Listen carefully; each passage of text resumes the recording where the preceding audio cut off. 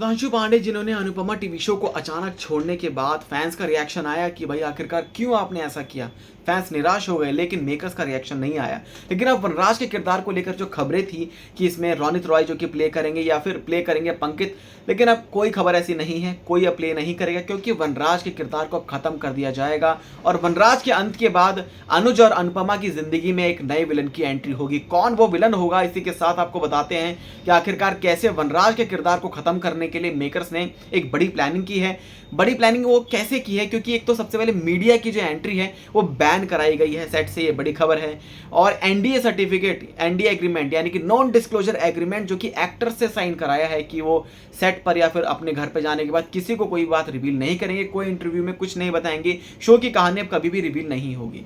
अब आपको बताते हैं कि क्या बड़ी खबर जो कि सामने आ रही है, वो ये खबर है कि जहां पर गणेश चतुर्थी को जब सेलिब्रेट करेंगे अनुज एंड अनुपमा, जहां पर आद्या जो कि अब अनुपमा से खुश है और आद्या जो कि अब अनुपमा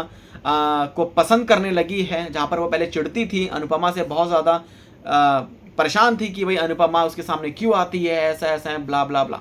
अब आपको बताते हैं जहाँ पर आद्या को पता लगा कि भाई अनुपमा ने उसकी जान बचाई है, साथ ही साथ अनुपमा ने अपनी जान पर खेल कर आद्या को बचाया है, तो भाई अनुपमा से अब वो उसका जो अटैचमेंट है वो बढ़ गया है। और इसके चलते वो ये कहती है कि अपने पापा अनुज से कि आप भी मेक ओवर लो,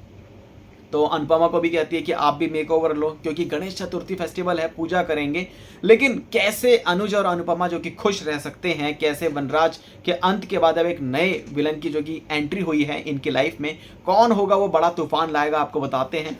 दरअसल आपको बताते हैं कि कहानी कुछ इस तरीके से आ रही है कि जहाँ पर तोशु एक बात डिक्लेयर करेगा कि यस वनराज इज नो मोर, कि वनराज इज डेड, और वो वनराज के सारे राइट्स, लास्ट राइट्स को परफॉर्म भी जो है करेगा, वो खुद करेगा। और उसके बाद इस घर में अब वनराज के बाद उसकी चलेगी,